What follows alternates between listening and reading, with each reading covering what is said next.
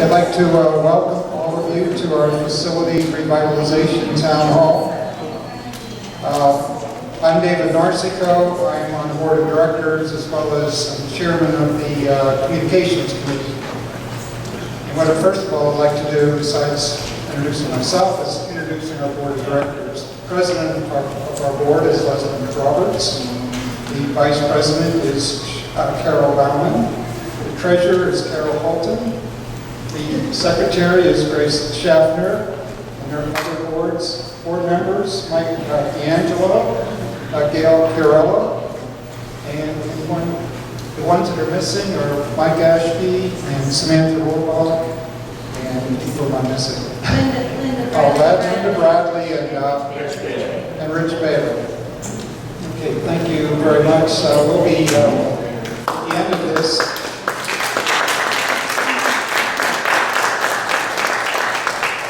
There will be participation during this presentation by members of the board. Before I turn this over to Ms. Waterman, I just want to give you a little bit of my background here. I've been here for 26 years, and for me, this particular presentation is very important because over those 26 years, we've had lots of different boards, lots of different managers, lots of different situations that were coming and going. And I was part of the folks that says, yeah, I'd like to do increase. The other one is like, hell no, you're not going to get a nickel. So I've been on both sides of this issue, and I've been lined up making protests against the board and what have you, so I've seen that. What's interesting is after all those years, you take a look at what has happened to our community with regards to our facilities. You know, as you drove in, barn 6, barn 7, barn 8, there's things you don't see here that are problematic. And then for those of you, a lot of you perhaps haven't been over to Area Z, there's some real issues over there with the maintenance department and the marina too. Some of this stuff is really shocking. So, especially being on the board, you see all of that. And I've been on both sides of that. I've been on that side of the table raising hell with people here, and I've been on this side saying, are you kidding me? Why aren't you doing these things? So today's presentation is to take a look at these facilities and to see where we are, where we were, where we are, where we're going. And the person that's probably the best, most ideal person to do this is our managing director. Mitch has been doing this for decades. Facilities is a specialty. He deals with contractors, with architects, with engineers, with project managers. I'm going to sort of stop at this point because the things we're going to be going into, and Mitch is ideally suited to be mostly the person who's going to be presenting this. Okay, Mitch?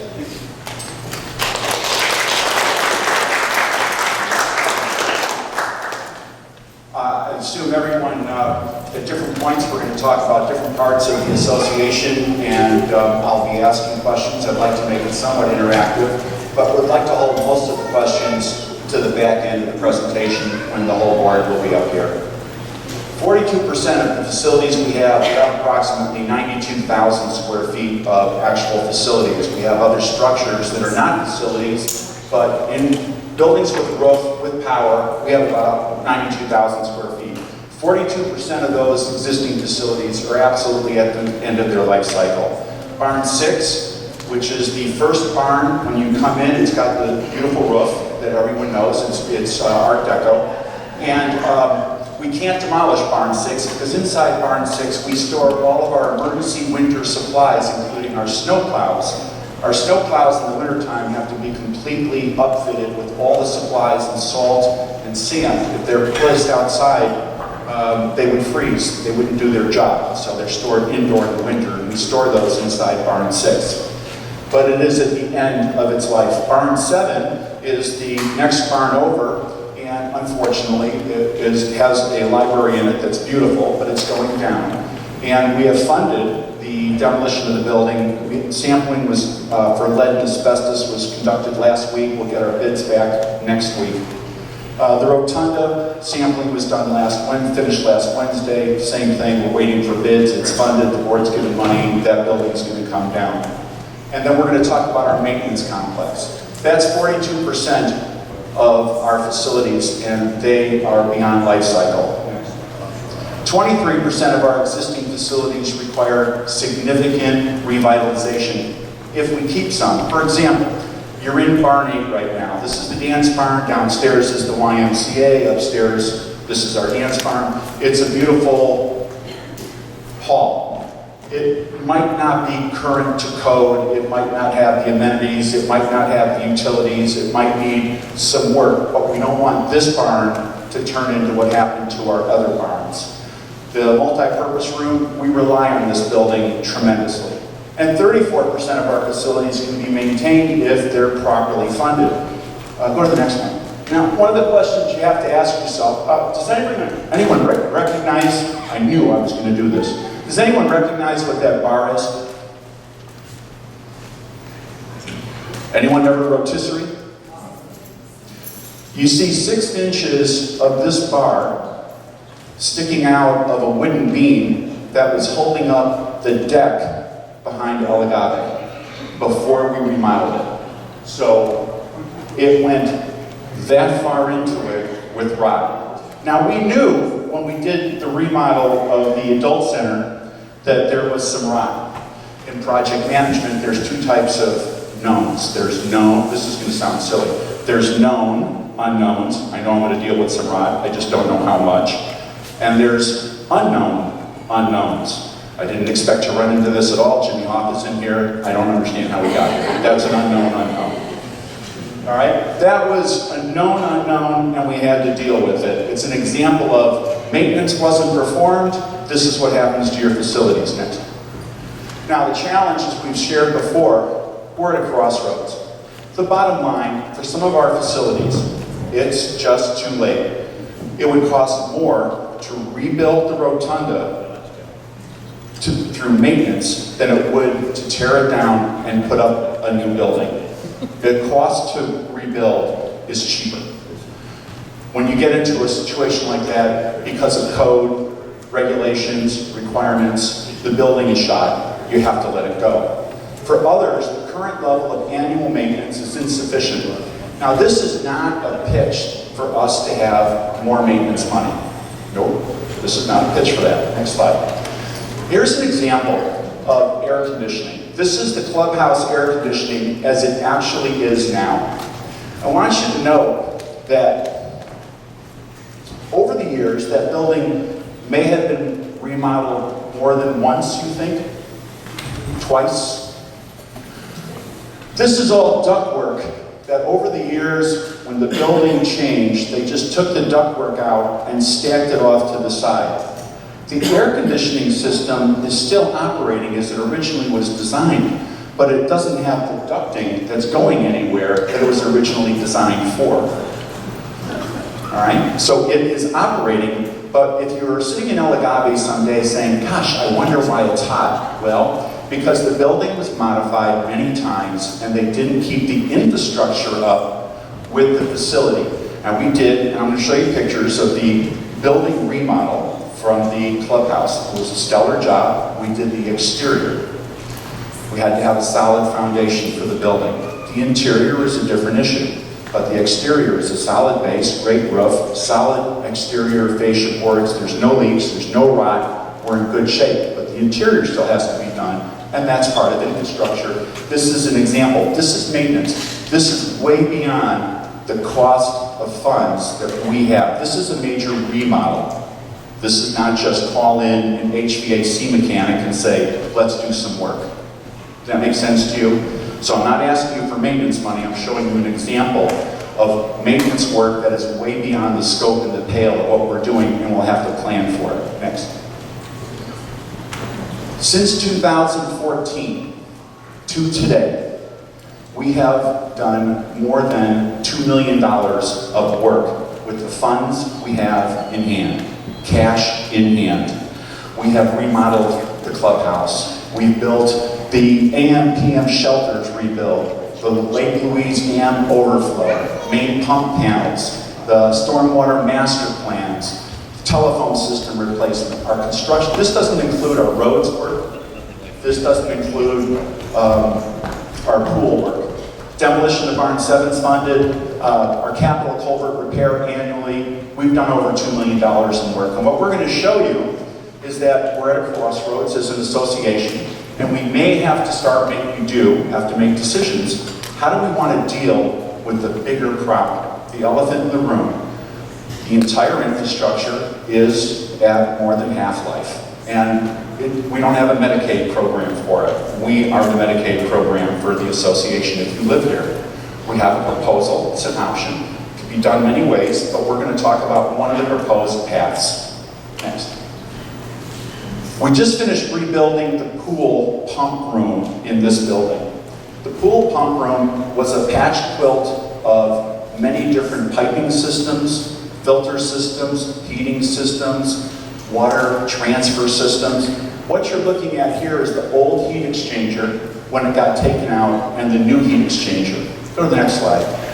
This shows that with the same pump, after the whole system was rebuilt, with the same pump, the same amperage, same motor, the flow went from 350 gallons a minute to 550 gallons a minute. Lot less stress on the system. When we pulled the water pump out and brought it up to a board meeting, we showed that over the winter, the pump had ceased. It had finally said, I have enough. It would not have gone and turned on. So by doing the work on it, we've completely increased the efficiency of the system. The water quality is stellar. The system is operating, it's healthy. You might notice that this is an example of the clubhouse. In 2014, we rebuilt the clubhouse. We estimated it. We expected how many known unknowns were in there. How much could we possibly work on? We did a risk assessment.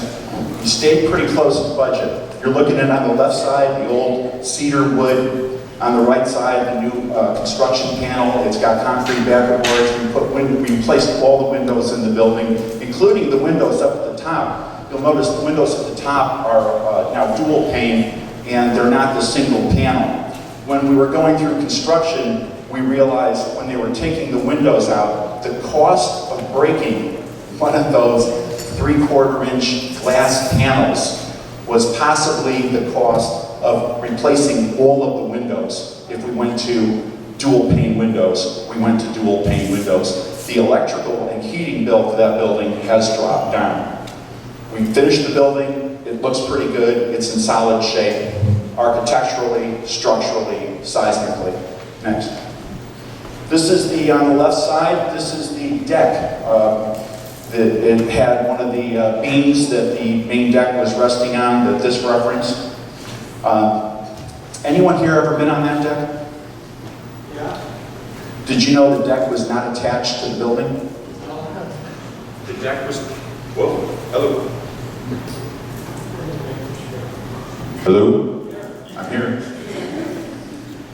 Again, the deck was not attached to the building.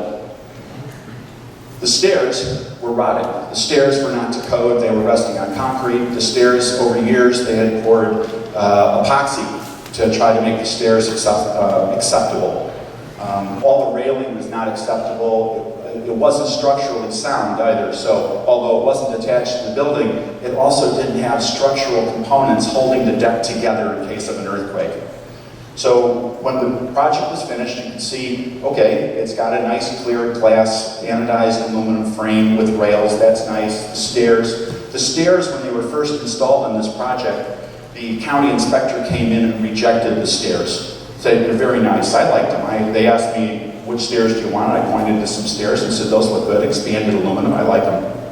And they were installed, and they were rejected by the county. And the construction manager said, well, what do you want to do? And I said, what do you mean, me? You have an architect, you have the requirements to give us a code compliant set of stairs. What do you want to do about it? And they paid $3,000 to take them out, put in the right ones, and repaint it. This is the reason we do business with contractors to specifications. We hold their feet to the fire. They have to do the job and deliver it to us to the quality of the specifications that we require. This is how we do construction. This is also why some of our construction costs are higher than you might have expected in the past. And I'll show you other examples why that might be important. What you're looking at on the top left, we knew that about 25% of the roof on the clubhouse was going to have some rot problems. What you're looking at, if the lights were a little darker, you'd see it better, is a tremendous amount of black mold that was found when we started pulling back the roof cover. And we thought, well, if the roof cover is not so good and we have black mold up on the roof, why don't we go underneath the building on the roof and take a look? And so there was a sub-ceiling in there, and we crawled above the sub-ceiling, and that is called black mold. Black mold is not healthy. We pulled out the sub-ceiling, and we saw that black mold had penetrated all through the sheetrock. All right, let's go outside. Well, it appears that the wall has completely rotted, and that 2x4 stud is not even sitting on the concrete. All right, let's pull the whole wall apart. That is what we call not to code. All right, none of it was to code. It had been put up years ago, probably by in-house staff with the best of intentions, really wanting to do the job, get it done, make it work, get the cost done inexpensively. That is not an end goal that we want to achieve. Go to the next one. Let's see, Grace, Director Schaffner, please.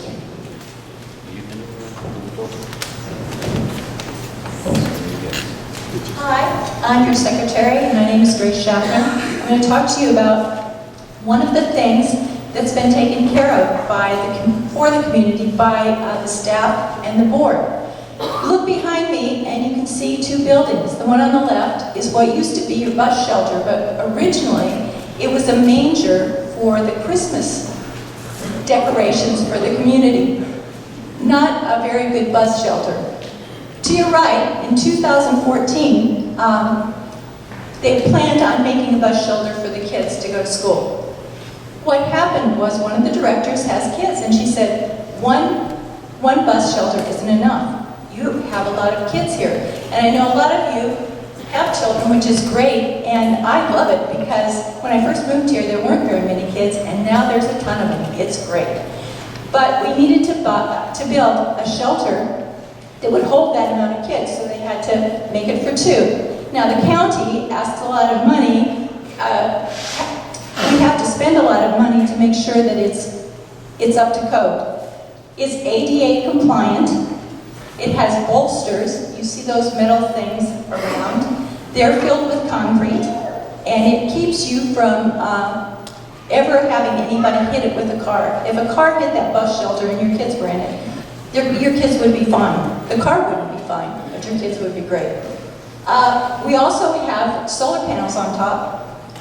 And I know when your kids go to school in the morning, we live in the Northwest, it's dark when they go to school, it's dark when they come home. So there's solar lighting so they can see what they're doing. The bus shelter costs $34,000, and that's a lot of money. But when they went to demolish the bus shelter on the left, the excavator just went up to the bus shelter and touched it, and it collapsed. Now, if any of you have teenage boys, can you imagine if one of them was swinging from the rafters in there? It would have come down on him. So now we have a wonderful bus shelter, but we also want to have bus shelters in Gates 5, Gates 13, Harbor View. Have I missed any? 9. 5, 9. We want to have bus shelters there for the kids. Like I said, more and more kids are coming here. But we have that amount of money in SERV to take care of those things. So these are things that are being done for the community. Next, Leslie. Why those bolsters are so necessary, being that it's quite a way back from the road? Oh, because we felt that the safety of the kids was really important. I mean, if our roads get icy in the winter, wouldn't you agree? They can get icy in the winter. Okay, well, it just doesn't agree. And it's county code that they have to be there. Yes, but the reason is, yes. How far back would you have gone? I'll correct you, we exceeded their requirements. We exceeded their requirements, we put in 9, and the reason we put in 9 is the condition of that particular street. We have issues on the street, it's too close to the road, it's very narrow. We decided it was a very cheap safety expense. And Watcom Boulevard is a very busy road, and in the winter, it gets slippery. And I'm not saying anybody would do it on purpose, but a car could go in there, and this way, your kids are protected. Here, Leslie. Thank you. I just want to talk about the timeline first, about this whole effort, looking at our facilities. It started back in the middle of December when the Finance Committee came to the board and said, we have a lot of projects, a lot of capital projects that need doing, and we don't have enough money to do all of them. So they looked for guidance from the board to decide which projects should be done.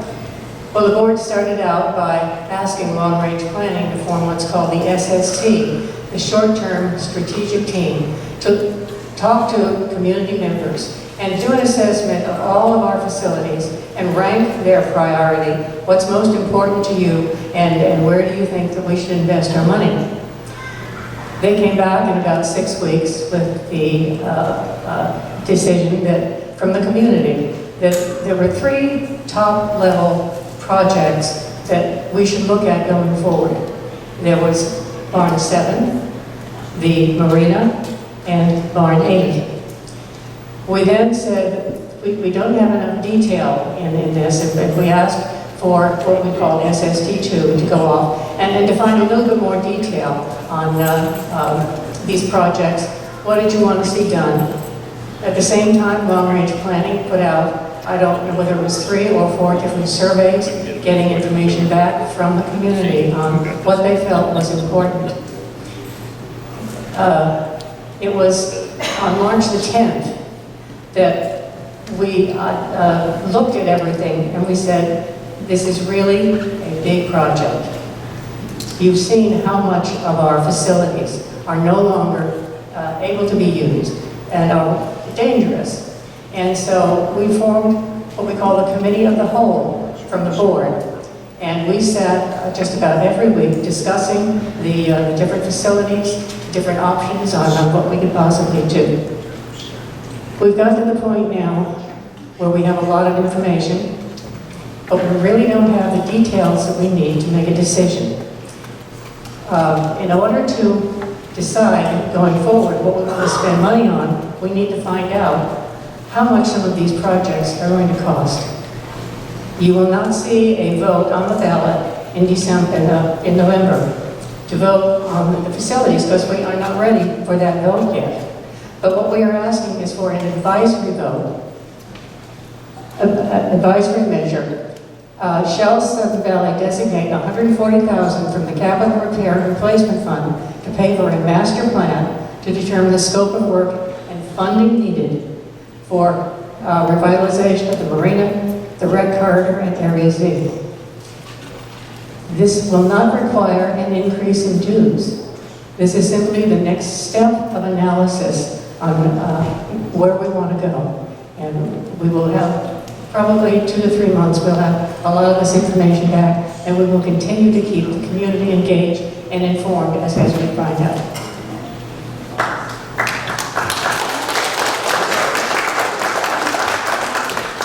Thank you. Thank you very much.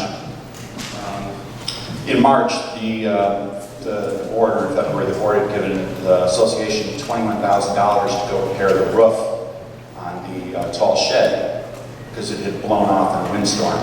And we came back and said, let's not spend the money. And that was part of the genesis. It's like we're spending money on things that are not worth it anymore. And the board really took that seriously. Next. So where are we at on goals and objectives? From the get-go, with all of the facilities, the surveys, the input, the discussions, the board meetings, the committee of the whole, the SST1, the SST2, all of our conversations, eliminate cost-intensive, non-maintainable buildings. Doesn't mean that we don't want the capability, doesn't mean that we don't want to have the function that's in it. But if we can't maintain it, and we don't want our dues to go up to $120 a month per lot, we're going to have to do something about that. So we wanted to establish projectizing this, the Marina, Area Z, and the Rec Corridor project scopes. What was the baseline requirement for each one of these? Are there revenue-generating opportunities? What income can we do at low cost, low risk? And then separately, there's requirements, and then there's wants. Let's make sure we have the wants separately. Big issue, we're in a watershed, so regulatory and permitting requirements are a main driver of all costs to a construction project. Whatever project you get into, Uncle Sam and all of his friends will help tell you what you have to do, because it's the code, and we have to meet it. We're in a watershed, we have those issues. We have to be environmentally compliant, and we want to be an environmental steward. We want to know what the requirements are before we start construction, because that's what's going to drive costs. We want to know what the cost would be on all of these, what kind of schedule we would come up with, and what would be the funding strategy. How would we pay for something like this? It's certainly greater than cash in hand. We don't have the dues for it. It's beyond our financial capability. So, if you look at it this way, increase long-term income, low-risk strategy. We're not opening a casino, all right? All right, we're the Sudden Valley Tribe. We're not opening a casino. So it can't be a high-risk activity. It has to be a low-risk activity, because Sudden Valley has to be managed risk-averse.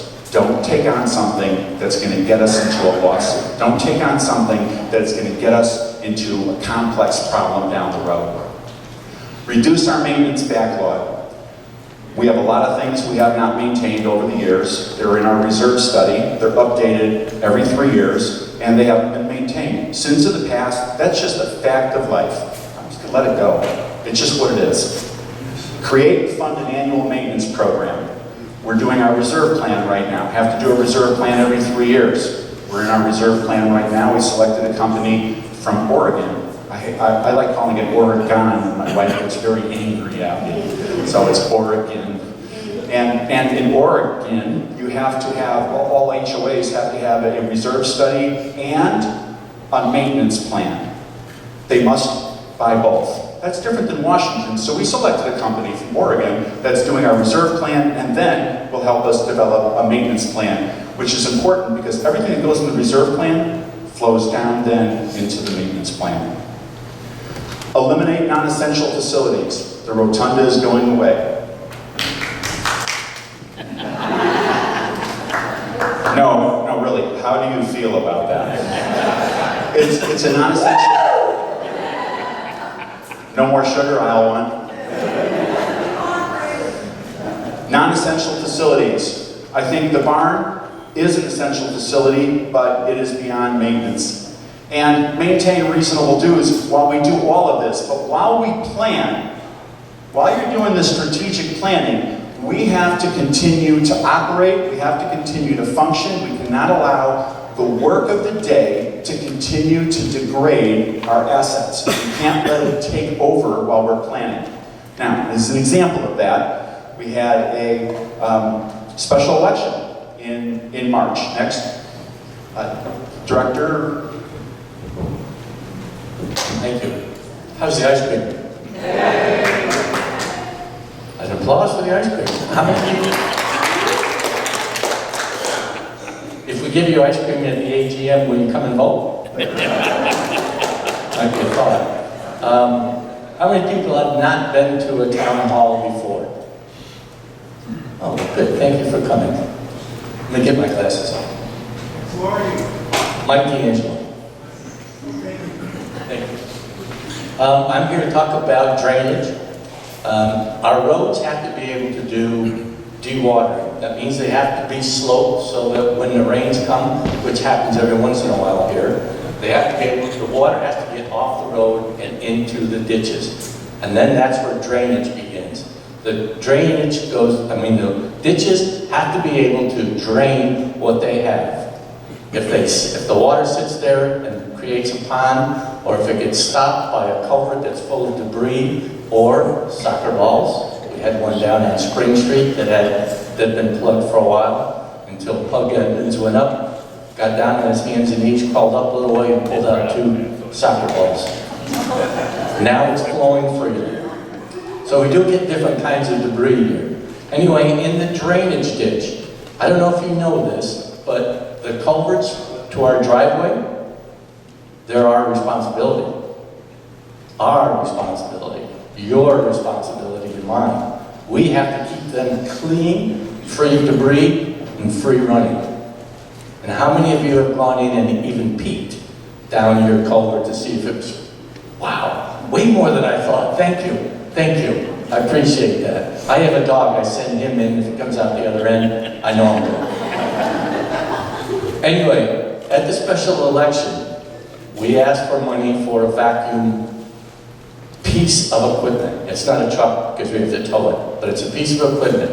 And it's used to help drainage. It puts jets water in and then it vacuums it back out. I was telling him earlier, back in New York, I was working a job after a flood. And one of our jobs was to go in and clean out the culverts of all the debris from the flood. Well, we didn't have a vacuum truck. But we did have a little ingenuity. We made this thing called a harangus, which we would go down and chop down a tree, strip the branches, shove it in one end of the pipe, run the equipment around to the other end, push it back in there, run it back around, push it back until we got water flow. Once we got water flow, the water pretty much cleaned out the culvert, the pipe. But we had 5 people, 2 flaggers, and a piece of equipment, and we'd be there for half a day. Now, this truck cleaned out this on Polo Park in 1 hour. They had decided it was going to take about 3 hours, but the whole thing was done in 1 hour. Oh, there's the slide. I thought it was already up. But you can see on the left how full of debris it was, and then after the vacuuming, how clean it is. So that's where that special money went to for the vacuum. So we thank you very much for that. And who am I passing this to? Thank you, Director Leandro. So let's talk about what community revitalization is so we're on the same page. A dedicated, thoughtful plan to reinvigorate facilities, bring it back to spark. Social activities, revitalize the place. It's a regenerating activity. It's designed to bring new life and enhance value to our infrastructure through targeted investments. So here's the purpose of your association. You're all members of an association, and the purpose of that is to ensure the viability of the community. The association exists specifically to ensure that we remain viable through an infrastructure, to establish governance and increase the value of common property on home values. If you put money into your home and the entire community is a pretty shabby place, will your value of your property go up? Will it go down? If the community puts a lot of money into the community and the members don't do anything in their homes, what's the value of your house? Up? Down? Neutral? So the fact is that the community's value that we bring by enhancing the community, having the roads, the infrastructure, the facilities, the common areas, the park, the marina, services being in very good condition adds value, and that is one of the main purposes of an association. We're not a city, we're not a county, we are an HOA. Next. So, the Board of Directors, draft solution, implement or at least evaluate 3 major revitalization projects. The marina revitalization, Area Z, and the rec corridor. And all of these are interconnected. All of these touch each other. Because we're not that big that we have the lower 40, the top 40, east side, west side, but everything we have touches everything we have. Next. Let's talk about Area Z. Do people know, who in the room knows where Area Z is? Okay, now check this out. Who does not know where it is? Look around. Okay, Area Z provides for all the maintenance services for Sudden Valley. That's where our maintenance services are staged. It's along Lake Louise Road. Is it Lake Louise? I'm at the marina. I'm at the wrong place. I don't know where it is.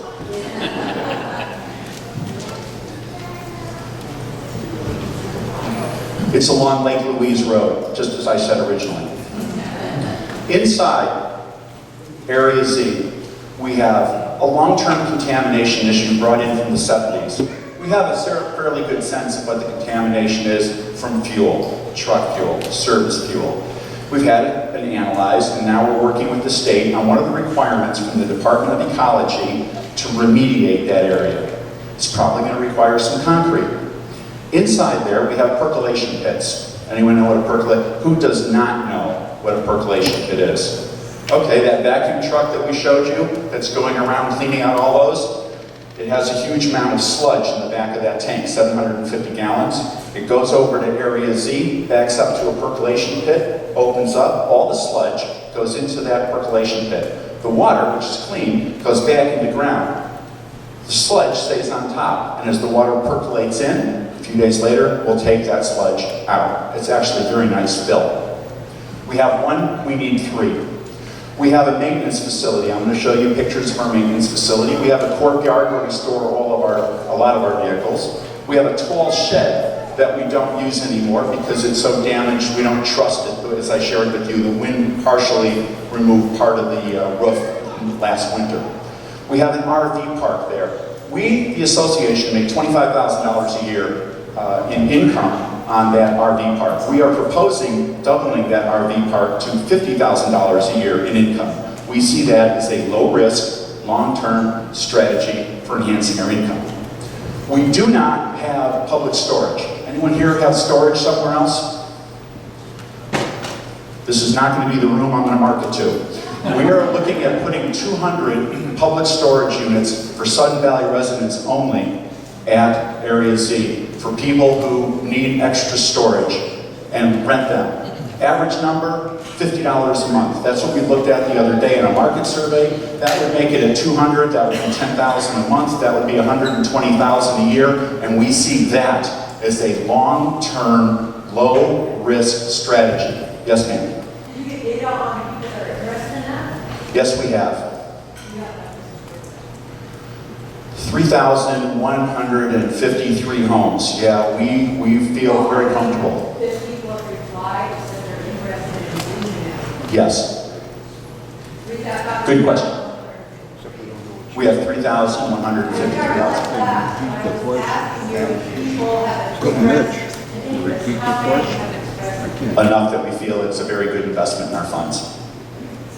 So, the maintenance building, I'm going to go into showing you pictures of it, doubling our RV storage, getting rid of our tall shed, putting in a new storage building, capping and solving the problem with our long-term contamination issues, and continuing to use Area Z for our maintenance. Those are the main components: repair and replacement of the maintenance building, percolation pits, more revenue, better security. Next. I'd like you to hold your questions actually until the end. Sorry, I'd like to do that. What you see on the top left are our maintenance people in the wintertime having their lunch and the bucket that has water draining on the table where they eat. Right behind them is one of our winter plows. As I mentioned earlier, the plow trucks have to be kept indoor in the wintertime. We have currently storage one at that location, and we can store 2 more, maybe 3 inside barn 6.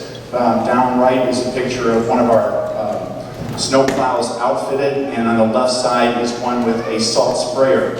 Those trucks can't be stored outside because at 3 o'clock in the morning when it starts snowing, we have to have our crews come here, get into the truck, and then start driving them and be able to disperse those materials. They freeze. Sand freezes. All the materials freeze. So it's not a question of they want to get into a warm, snuggy vehicle. It has to be ready to work at 3 in the morning. We need greater storage capacity. Currently, we're using barn 6 for storing all of our materials. We keep 5 days on hand of snowplow emergency supplies. Don't think that if we use our supplies in the midst of a storm, we get to pick up the phone and we're going to get resupplied right then. We're not that high on the pecking order list for resupply. It will take a couple of days. If we get into a storm, we're going to want to be calling for resupply on the first day as we're consuming our supplies for the next 3 more days. The tall shed is the picture in the center that shows the roof that was blown off. It is a terrible facility. It doesn't leak, it's original, it needs to go away. Next picture. The Marina Master Plan is maybe one of the most interesting elements of the revitalization. You might think that in the scope of things in these, I'm going to go through the scope first. Dredging. The original channel is the original channel. We have a license to have the channel, the harbor, and 2 designated swim areas. Our shoreline. It's not what I would call a beautiful sandy beach. Our wet slips, we need to evaluate them. Do they need more long-term maintenance and upgrades? Our dry slips. The tennis courts are not in very good shape. The dog park, if you've been there in the winter, it's the mud park because there's no drainage. So to put drainage in there would require us pulling up all the dirt, putting down rock, and then putting the dirt back. The beaches need an evaluation, and that is not what I would call an acceptable child's play area at the marina. It's more like a cat sandbox for large cats. We have a picture along the wall and up here of what we believe is the marina revitalization. We've looked at the requirements for permitting. I speculated that the dredging and repairing the seawall would be really the long-term, long pole in the tent. I was wrong, because those are existing, and so that's maintenance. We would not have to do as much permitting to re-dredge and repair our seawall, which I'll show you pictures of. The long lead in the tent is repairing the parking lot, because it's a shoreline permit. It's too close to the water line, it has to have a complete engineered percolation system. It's a massive undertaking. Next slide, please. Here you see a picture on the top left of the spit wall at the extreme end. The spit is eroding, there is no question about it. You also see on the bottom left what might have been a seawall at one time, a really unique looking one made up of tree limbs, but it's eroding and that's not really helping the harbor. This is Bruce Bishop, he's not kneeling, he's got his foot all the way in alongside between the seawall and the dirt. He's touching groundwater. And the last one you'll see is the example of the seawall and the tie rods that are sticking out all the way along the road, all the way along the spit, holding the seawall in. And water is leaching in. Next picture. On the left side, doesn't show up because of our lighting, and I apologize. The spit is eroding from the inside. So as the spit begins to erode from the inside, even as you're walking, you'll see grass going out. Back in that area, it's hollow underneath. It's washing out. And then you see what is one of our 2, which we do not use, boat launches that's separated, and when the water level is up, it's an ankle breaker to step in there and launch a boat. We do not use it. We have it locked out. Next. We consider, by the way, the marina to be extremely vital. We do make $117,000 a year in income at our marina, and we consider the marina the face of Sudden Valley on the shoreline. Let's talk about the recreation corridor. Who here thinks they know where that is? Okay, come on, let's try it the other way. Who here does not know where the rec corridor is? Okay, so we're in the rec corridor. The rec corridor are the barns, the park, the main pool, the parking lot, barn 6, the adult center, the parking lot for the adult center, the pool for the adult center. This is our rec corridor. The rec corridor is the social center of the majority of Sudden Valley. The dance barn, which is in Barn 8, is our single largest indoor gathering area in the entire valley. We need a complete interior-exterior revitalization. Our meeting rooms are not in good shape. The kitchen in the back does not have a commercial status or a commissary status. Rental facilities, which we have, we could probably triple the charge that we have for weddings in this room if it was brought up to a better standard. Adjacent to this building, sports fields, the tennis courts.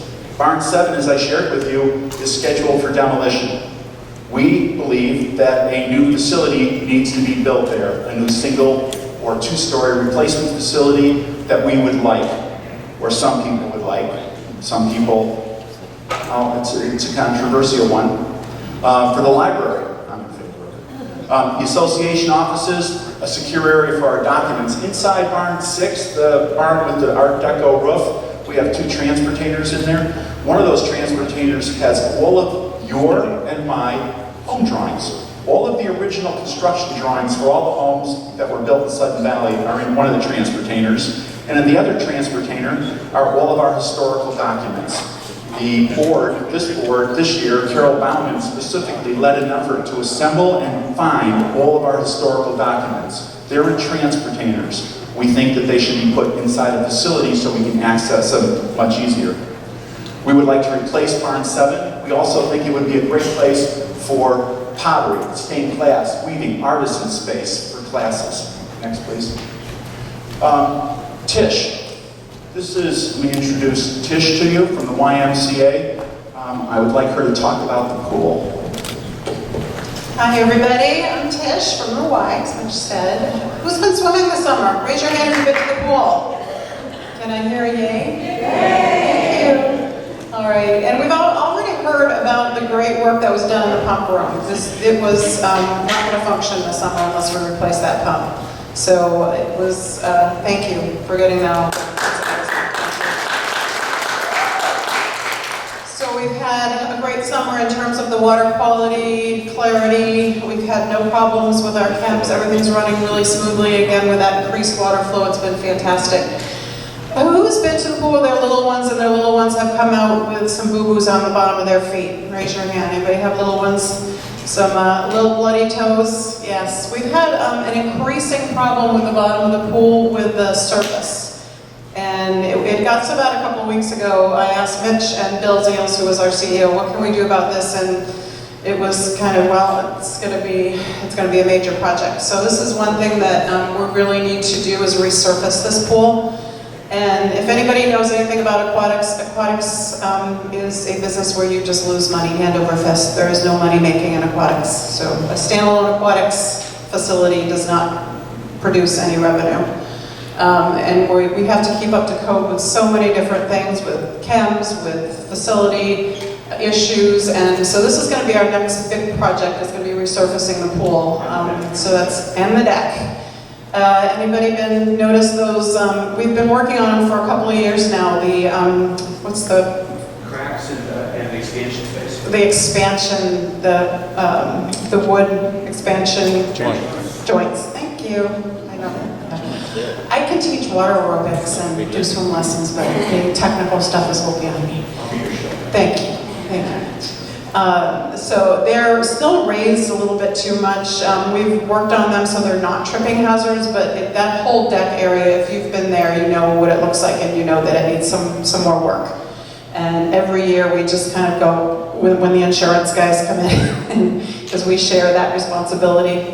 We want to make sure everything's safe and everything passes code. And anyway, so this is a big project, and hopefully we'll be able to get that done for next summer, so we'll be able to open again. So, thank you, Mitch.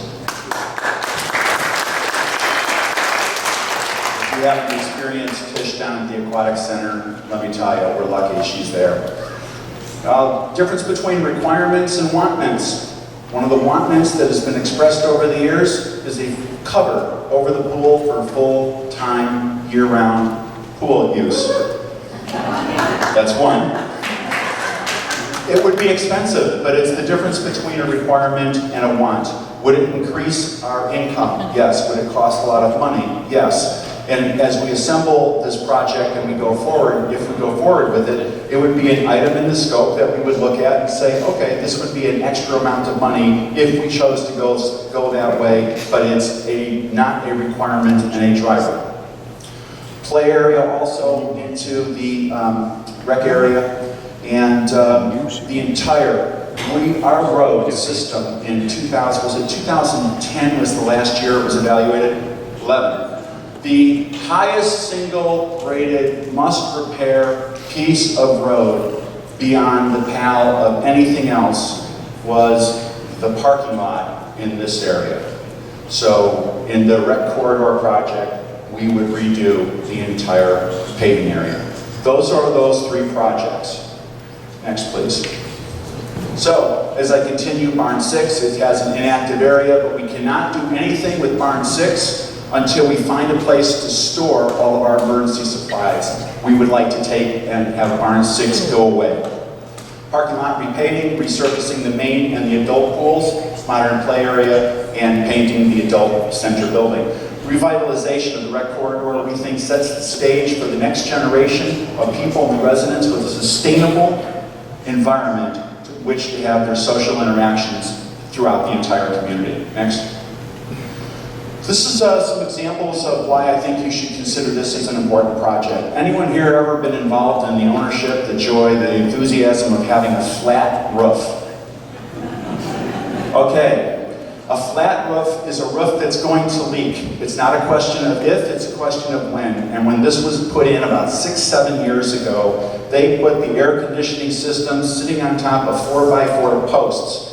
It vibrates. It's all a question of when it's going to come through that flat roof, not if it's going to come through. It should have never been a flat roof. What you're looking at, and you can't see very well, but you can in the top one, is an example of our stellar drainage. That's our drainage. It's not a good drainage system. We have drainage problems in this area. We are in the watershed and we're in a critical area. We need to redo the drainage problems in this area.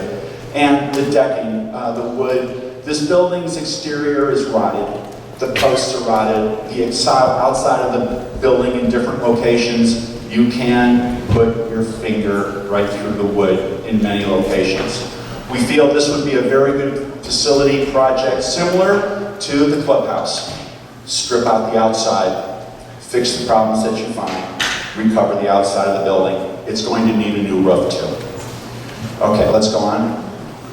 I'd like to have the treasurer talk about examples of loan funding options. Carol Holden, please. Okay, thank you.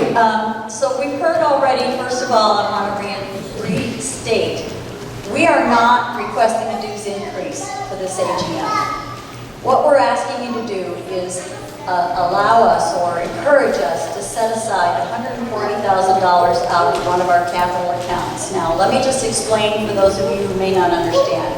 When your dues comes in, it goes into 3 different buckets. It goes into operations, into roads capital, and into what we call SERF, Capital Repairs and Replacement Reserve Fund. C-R-R-R-F, and we call it SERF for short because it's a lot easier to say. So what happens with those funds? Capital funds go towards things like you just voted for at the SGM. That would be, for instance, the vacuum truck and all the work that we're doing to clean under your driveways so that we continue to have free-flowing water. It's going to take us probably 10 years to get everybody's, but that's what we're working on, and that's a capital project. On the SERF side, the types of things that we use the SERF money for are like the pool pump. So the pump room that we just completed was about a $64,000 project. Those are the kinds of things that we set aside for capital every year. What we're saying is let's take $140,000 of that and do the study. So, but that $140,000 is going to give us what? What we have to do. It's going to tell us what we have to do. And I guarantee you it's not something we can do over a number of years. We need to do it all at one time. So we're thinking it would cost about $5.5 to $6.5 million to do the whole thing. Now, if you look at what we've done in the last 3 years, that cost us about $2 million. It took us a lot of time to save $2 million. Out of our SERF fund, you might be able to collect somewhere in the neighborhood of $250,000 a year to put towards a large project such as this. How long would that take us to do a $6 million project? And it would only increase every year, and it would only get more deteriorated every year that we wait to do the project. So if we were to do about a $5.5 to $6.5 million project, We've talked to a bank who has already said that we can get a 4.5% loan currently. Loans haven't been that cheap in a long time. I don't know if they've ever been that cheap. So if we look at what that would be over a short term, so let's look at 5 years, we could say, well, let's pay $33 to $38 a month for, sir, we'll get you in just a minute, okay? $33 to $38 a month for paying back that loan in a 5-year period. Or we could stretch it out for 20 years. That means more like an $11 to a $13 a month payment. Now, the beauty of stretching it out is it takes us longer to pay it back, yes, and we can enjoy it now. But let's say in 4 years you sell your home. You haven't invested all the money yourself in this revitalization that you don't get to continue to enjoy. Future people get to also pay for it. So that's one of the strategies we're looking at. I'm going to reinforce this fact that we are not asking you to commit to any kind of loan or funding at this point in time. We aren't asking you for a dues increase. All we're asking is for you to just give us an advisory vote. Yeah, we're interested in this revitalization plan. Find out more about what it's going to cost us and also how much it is, how long it's going to take, and what are the kinds of funding options that we have. Then that will come back to you as a vote at a future AGM or special general election. You had a quick question? Yes, so we have an explanation for what 120,000 is actually going to break out to. The $140,000, what we're gonna do is get a general idea. In the $140,000, we'll spend about $50,000 on the marina, about $50,000 on the Area C, and about $40,000 in this area to look at all the buildings and all the step-by-step processes that we have to go through. What's the permitting? What is the scope of work that has to be done? And you can't just get that by guessing. You have a lot of people, especially in the marina area. I guess I'm asking for a more detailed breakdown, just in general. Okay, I'm going to have Mitch do that for you. He can give you a general idea, but remember, right now, that's why we have to go, because we don't know enough yet, but it's going to give us prices and that sort of thing. Okay, thanks, Mitch. Thank you very much, Carol.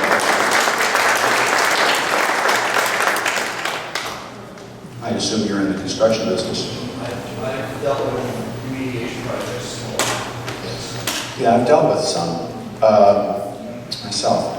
A project of this magnitude.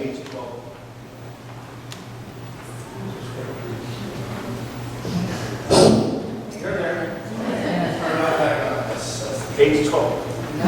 Which microphone?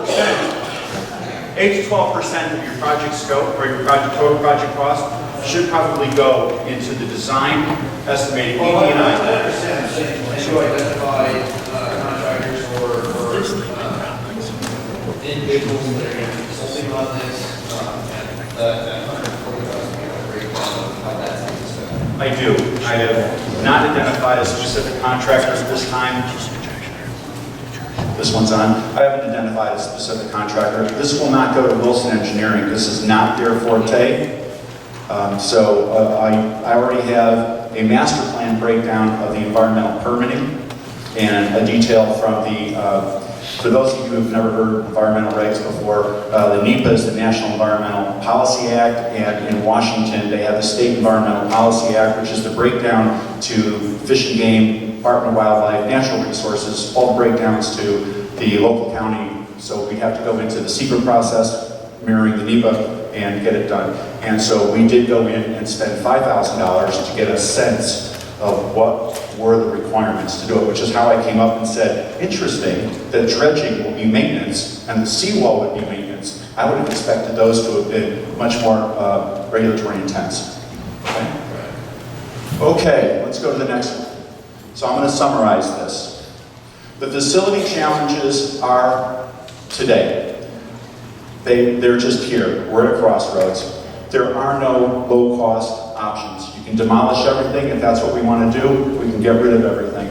But we're an association, and it's our job to prepare and sustain the association and your facilities, your homes in value.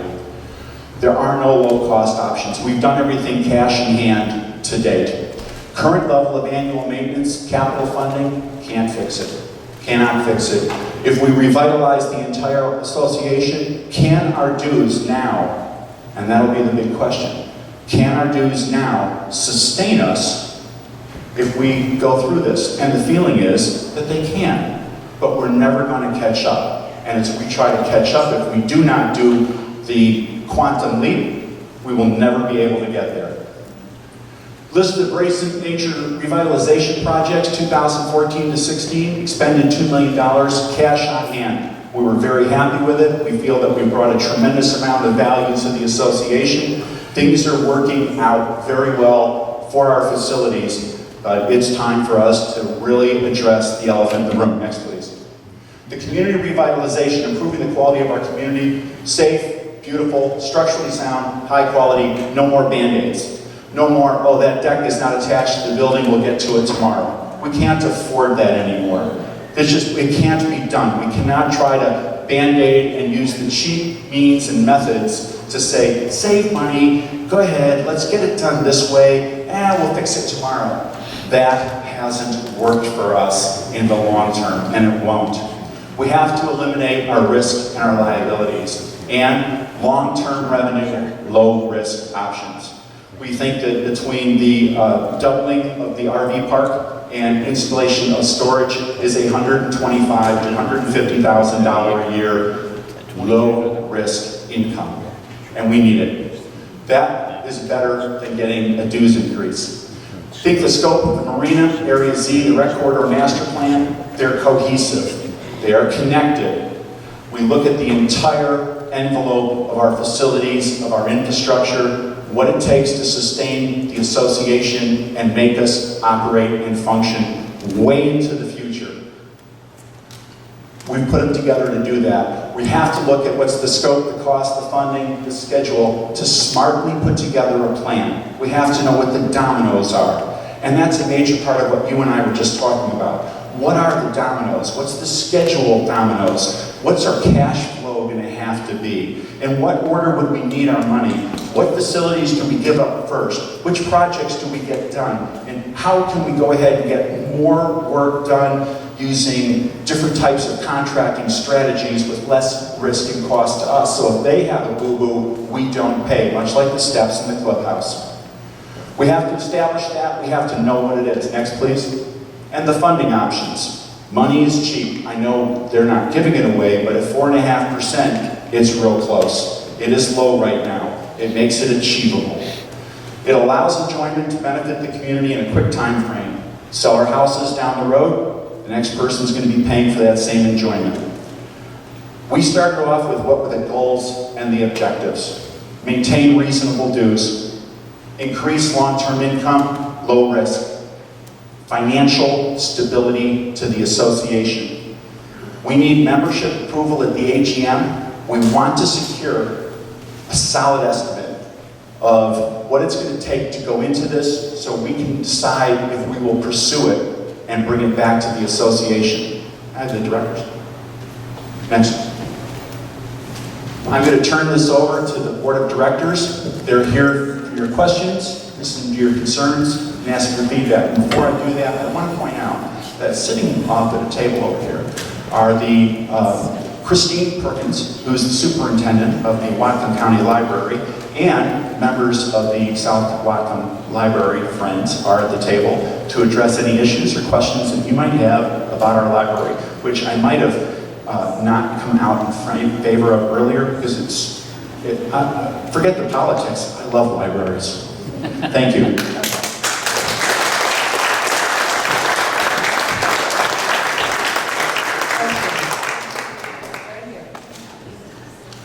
Are notes going to be taken today of all this community input?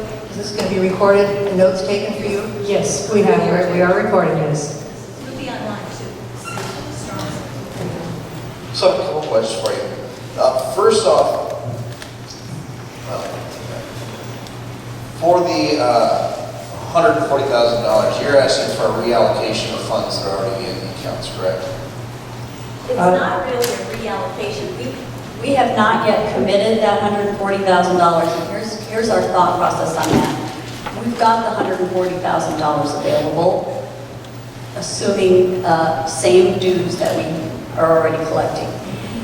The surf team, there are two guys who are really committed to it, work with Mitch, work with various other contractors to determine what things we should work on. They know there are things that need to be fixed. And their thought was, put aside that 140, don't go fix the tall shed, $21,000. Don't go put a new roof on a building that's fallen down. Let's put that money aside instead and get this plan put in place. Now, if for some reason the group, the community decides we don't want that, if we hear you guys are not interested in it, that 140 will still be in CERT, but it will be reassigned to fix some of the buildings as best we can. Okay, so you're asking to allocate those funds specifically to projects? We're just wanting to hear from you that you would approve that step rather than us go fixing the old stuff to try to get a start on creating what would we look like. So we're not moving anything, and I have to tell you, an advisory vote just means we want your opinion, okay? The board, wherever the board is next year, really gets to make that decision. Right. So I don't want to mislead you and say, if you vote it down, it won't happen. All I'm saying is that we want your opinion. We want to hear from you. We're trying to get your input as to your thoughts. Okay?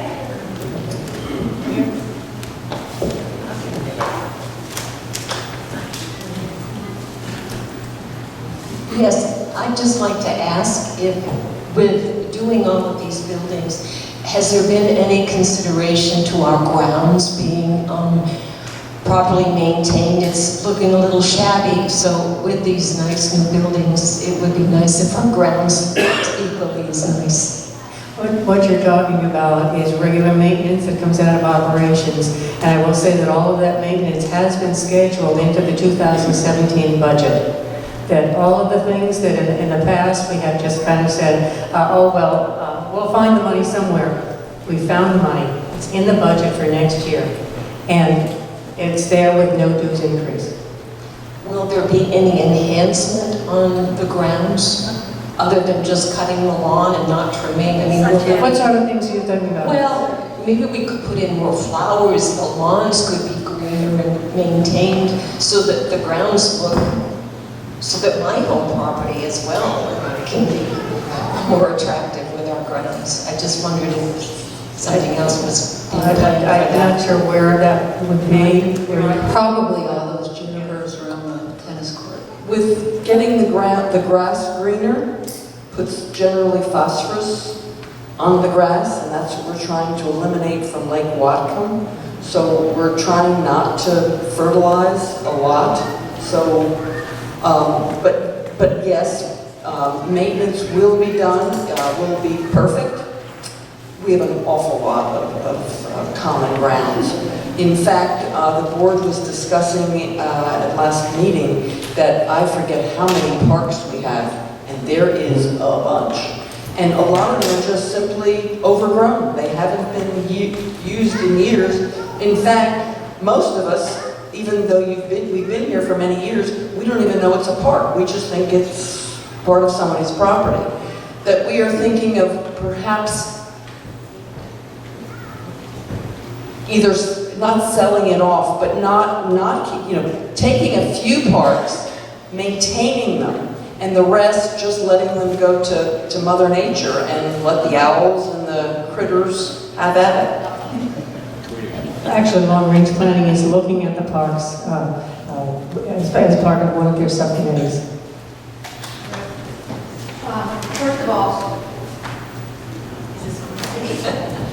First of all, I just want to say, I think this is really great that you guys are actually trying to take some action on these facilities that have needed something for as long as I've lived here, 16 years.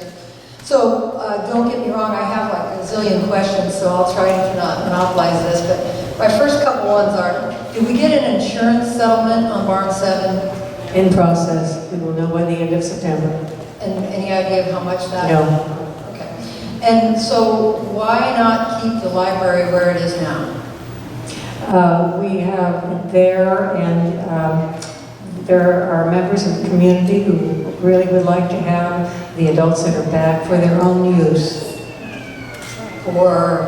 for meetings, for classes, for all the things that they used to use it before the library went in, rentals. So if you built a new building for admin and those purposes, that wouldn't work for those, like yoga or whatever, they want it by the pool, is that?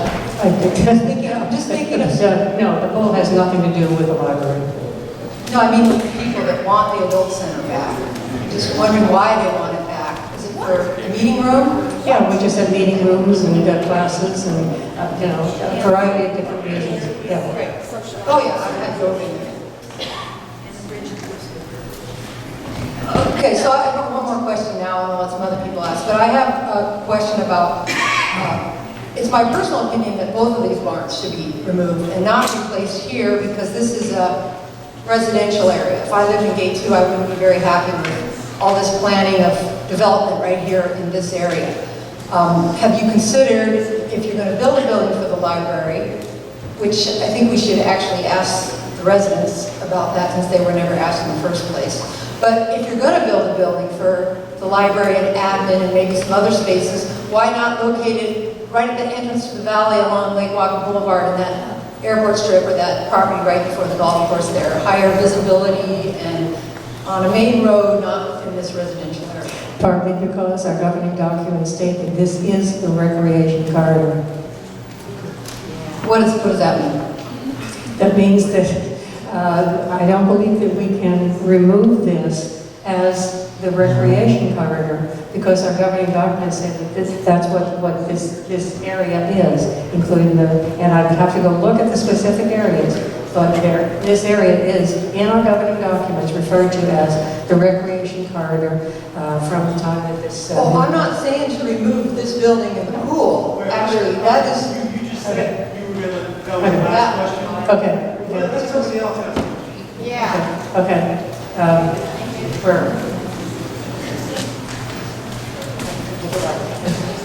Raise your hand. Wave it at me.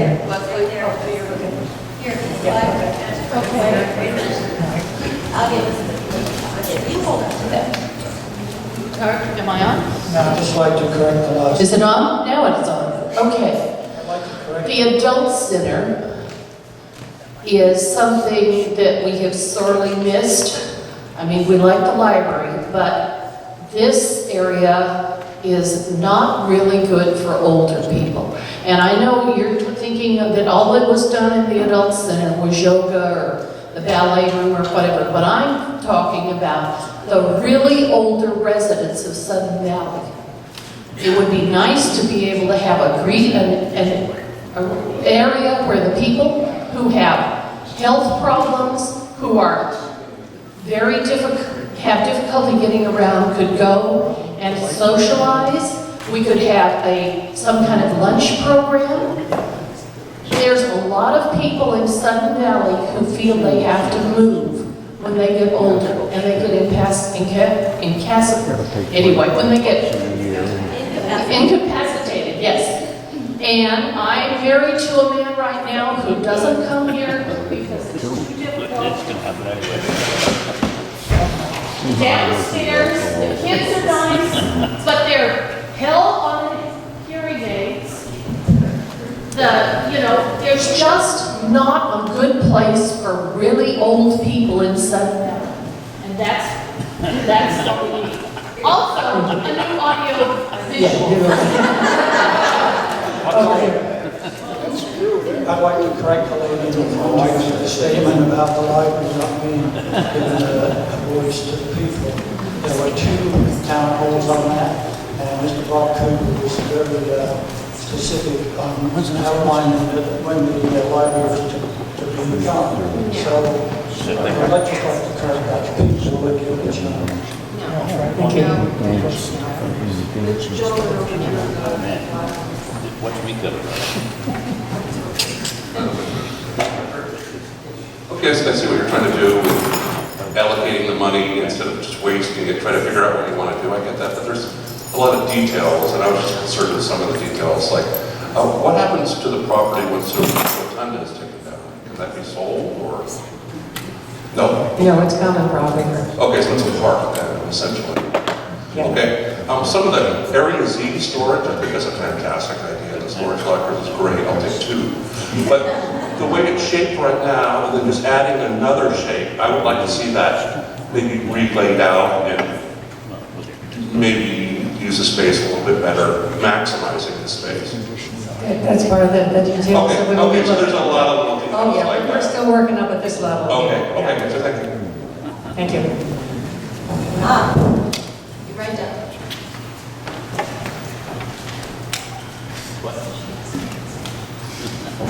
Hi, this is my second meeting in 10 years. I've been to meetings, but I'm here for the library and to find out and to understand, and I have not heard enough to understand. It obviously is a transition before you tear down the space and build the library, which this community built, agreed to, made a commitment to all of South Whatcom. And I'd just like to give you a quote from Andrew Carnegie.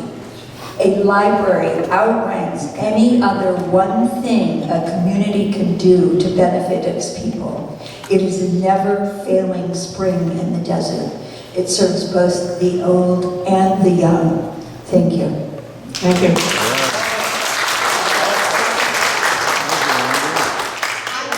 I've lived in libraries since I was 4 years old. However, this library was not put to a vote. The people were not given voice. We were told, we will build a library, it won't cost you a penny. And then they didn't do the due diligence for the building. The engineer did not inspect the entire building. So my question is, why aren't we going back after the engineering company for failing to do his job? What company? Whoever the engineer was that inspected where the library used to be, Yeah. and that barn was, he didn't inspect the whole barn. He just inspected the area that the library is going to be in. If he had inspected the roof and the walls, he would have seen that that building was not going to be habitable. I have to say, I went into the barn when the powder post beetles had been discovered. And you really didn't see anything. When you looked at a post, it was square, it was happy, it was there. But if you touched it, it was fine. There was nothing. I mean, it was a solid piece of wood. However, if you went 3 inches up, your finger went right through it. Why didn't he do that? Because I don't think an engineer goes and pokes in every spot. An engineer is... And when he inspected it, he did not see it, and it's not obvious. I was in insurance for 30 years, and being obvious is no excuse for failing to do your due diligence. You know, I am 100% with you. We're all pretty upset that this was not found. And I think the people most concerned were all the thousands of volunteers that built that building inside of the barn.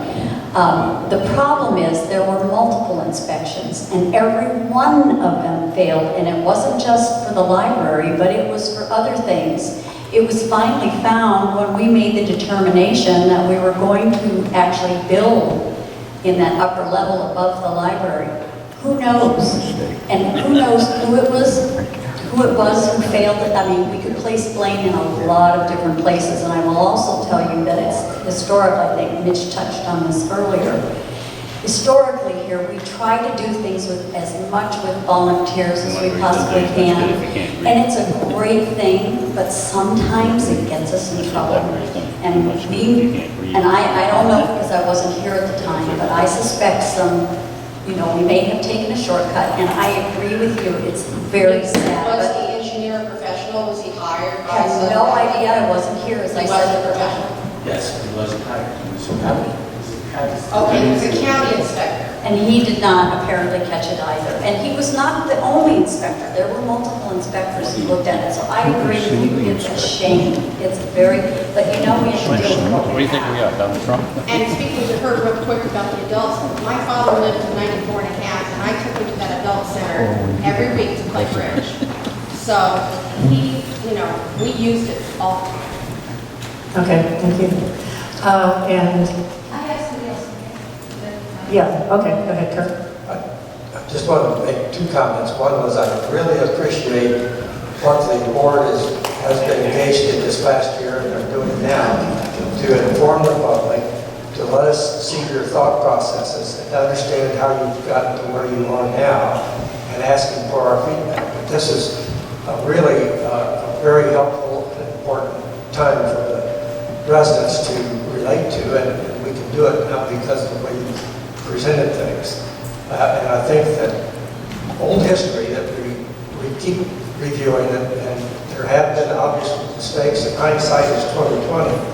But I think the approach now is to do things right, get the regulatory requirements ahead of time, make informed decisions, and proceed for the long range instead of the short term.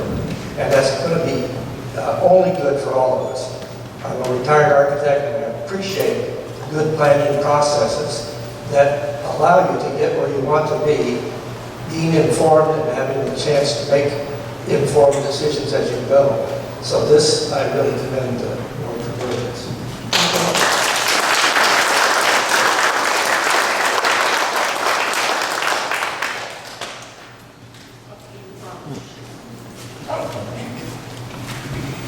You on your way? Yeah, good to see you, Casey. I was wondering about where the idea of covering the pool is. That's been something that's been floating around for 10 years. Yeah, I know, floating around versus if people really want it and plan to use it. For me, the value of the pool is that it's outdoor. And second, we have a couple pools within 8 or 9 miles for use. So I think if that really is something that people want, that should be something that should possibly be on the AGM ballot, maybe. Would you buy storage for $50 a month, and do you want the pool covered? Just so you have some data, concrete data on the interest. Yeah, we're not done with our research, obviously. This is the first step. And one of the things that we need to do as part of this is look at, as Mitch said, the absolute base facilities that we need to create to do what we need to do in order to run the organization. The other stuff is, as he calls it, a want. Now, and this is suggestions we have had from members. Not everybody would necessarily agree with it, and to your point. And so those are the kinds of things that when it comes to membership, you will have the option. You could go with the base service, you could go with mid-level service, or amenities, or you could go with high-level, and that will all be part of the same kind of discussion, town halls and beyond the AGM, so, or on the ballot when the time comes. So we're not going to make those kinds of decisions for you. I have another question about the whole library situation. I know this community probably generates close to $500,000 in revenue for the library in taxes, and so I was talking with a gal that said that, well, you can't build a building with that. The community has to build the building, and then could you explain how that arrangement works? Do they lease it from us? Do they have to maintain it after we build it? What the Whatcom County Library System, I think perhaps Christine can answer that. Hi, I'm Christine Perkins. I'm the Executive Director. Currently in Whatcom County, the Whatcom County Library System operates 10 libraries and a bookmobile.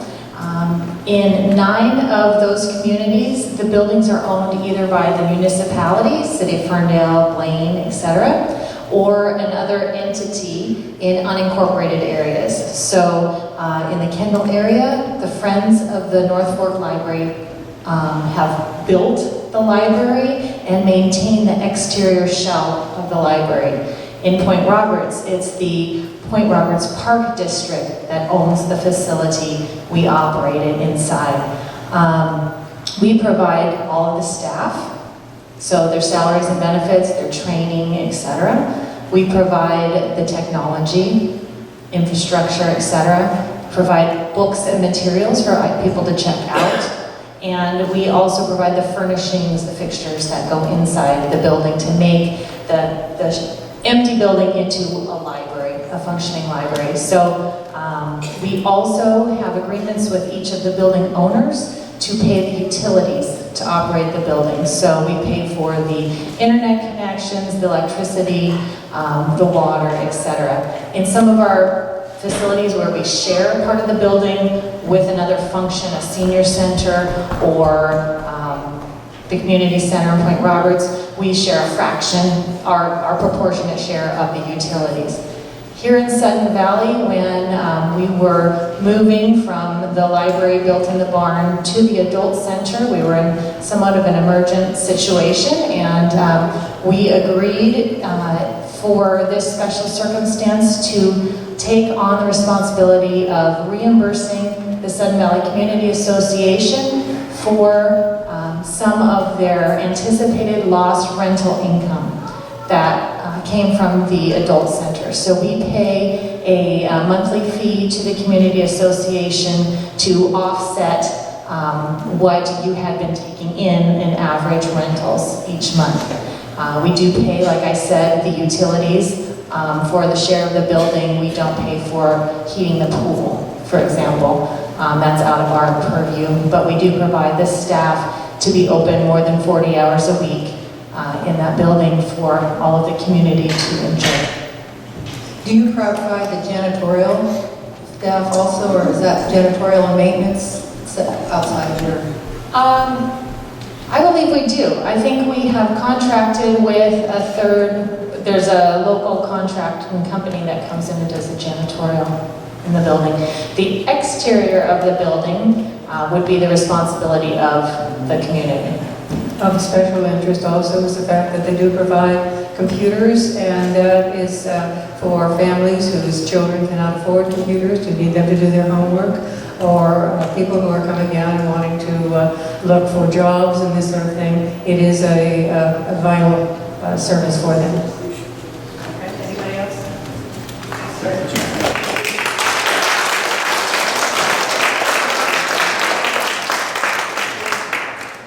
Could you comment on the status of the gardens in Area Z? Is that being used anymore? Or what's going on with that? Go ahead, get that to me again. Go ahead. Gardens in Area Z, I didn't see that anywhere up there. I was wondering if that was... Do you have a plot? No, I'm not interested. I just, for the You're not interested? my general knowledge. So we had Daryl Darnell at the board meeting yesterday. Daryl's a cool guy. Daryl asked for more space to double the size of the current community garden. And it's there, I just didn't show up because it's not a Sudden Valley event. It's not something we do, but we're working with him. The board gave me permission yesterday to work with Daryl and find another location to double the size of the garden club. So listen, we have along the wall here 3 locations, places where we're asking people to please, Steve, all right, please give comments. So we would really like, if you have written comments, to put them in there, and we would really appreciate that. And please check with Be Friends, and I give this back to Leslie for questions. Okay, I just want to make one more statement, that we are not at the point where we're making final decisions yet. There are separate opinions that we should be spending less money, and I just want to recognize that, okay? And until we get the full set of numbers back and all of the descriptions, we do not have a final decision on what we're going to do. Yes? Steve, up at Gate 1 on North Point Drive. There's a little thing here. It says, take the latest SVCA community survey. Could you give me a mini overview of what you're looking for with that survey? Okay, I think that could best be done by our long-range planning committee member, Cheryl, who will be coming up here. Okay, and one other thing, I wanted to thank the board and the finance committee and Mitch for all the effort put into this presentation. I think it's fantastic, and keep in mind, board members aren't paid, they're volunteers, and I appreciate it very much.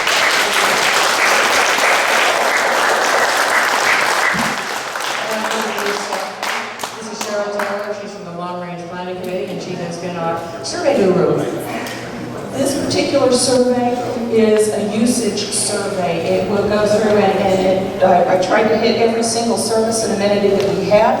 It asks your feelings of their importance and how often do you use them. We're trying to get an idea of how often things are really being used, from the restaurant to the golf course to everything. So this is a usage survey that's trying to gather those kinds of statistics. Is this considered one usage for those who have come here today? Yes. Thank you.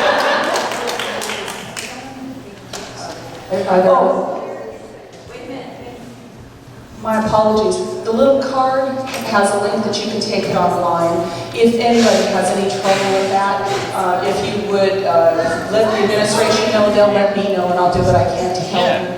And also, if you really don't want to do it online, you prefer to use a paper copy, there's paper copies back there. There will be paper copies in the admin building.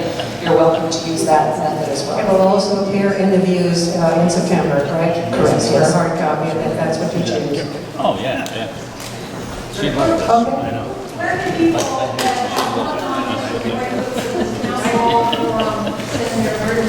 Oh, you don't want to write it, you want to send it. You want to email Send it to BOD and sendvalley.com. Or would it be easier for? Still. Yes, the ice cream truck left. No.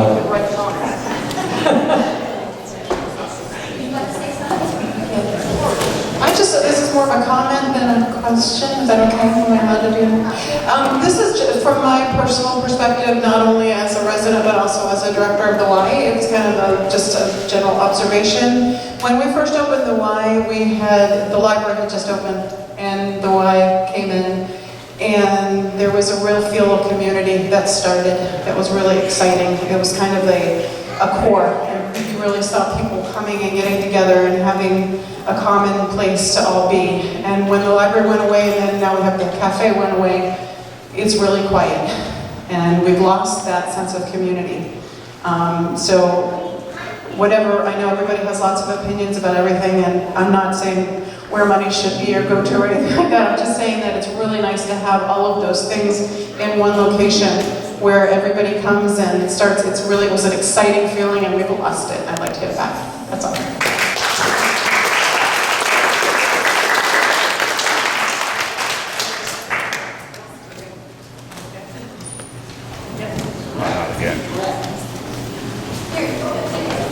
Hi, I just have a clarifying question. So, going for a loan to pay for all the revitalization, that would just be the capital costs to build the buildings, correct?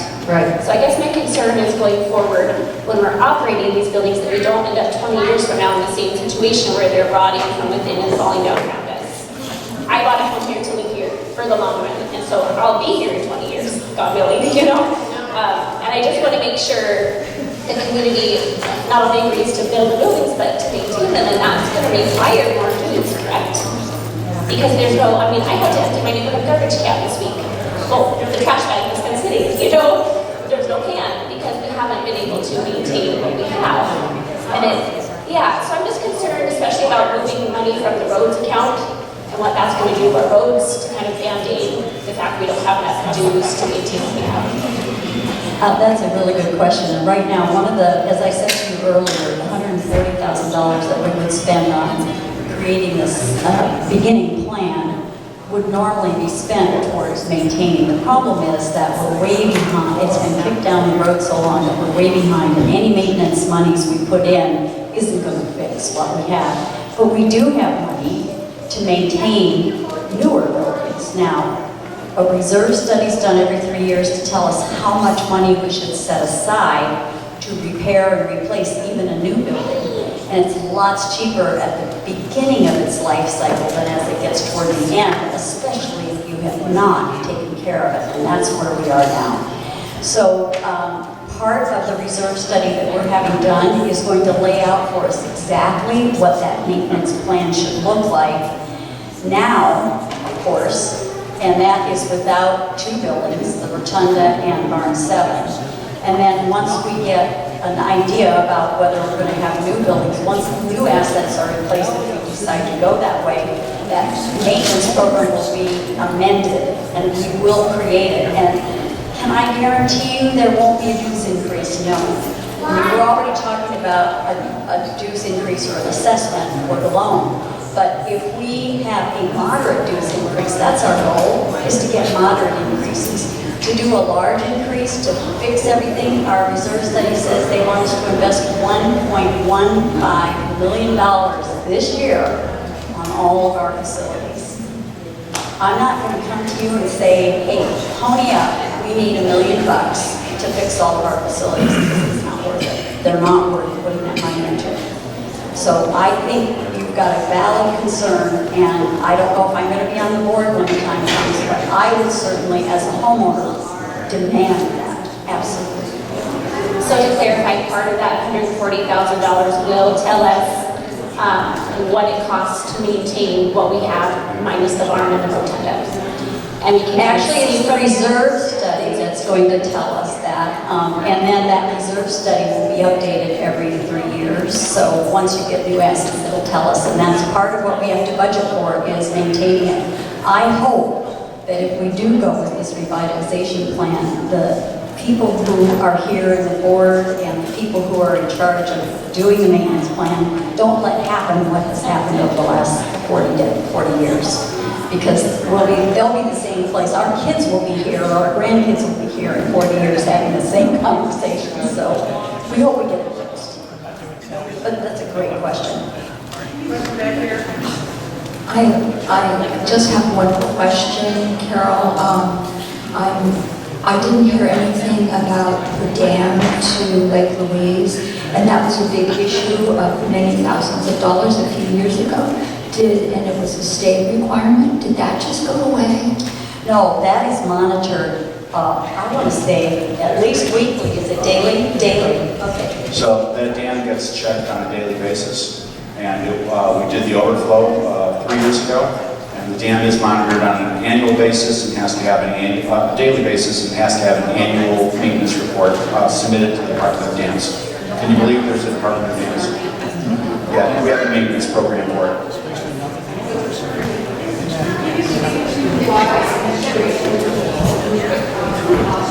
I'll do it really quickly. I think that it would be smarter to move administration over here and then have contractors build to suit and put other businesses and rent out the rest of the clubhouse for more rental income. I think that there's other companies that could come in there that would be very good businesses with the restaurant and golf, and rent that out, let them pay for, it's called build to suit, and put the administration over here.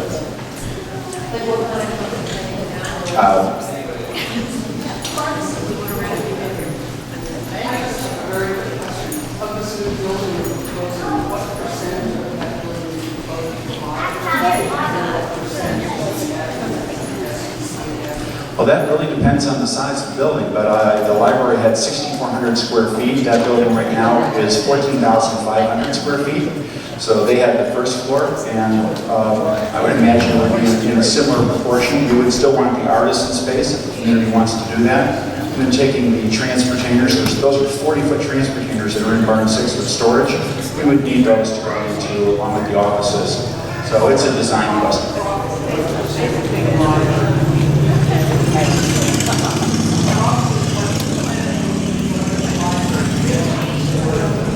It depends on the size of the building. If the building is 6,500 square feet, they get that, it's 100. If the building is 12,050. Until we get the study done, and we find out what's possible, that decision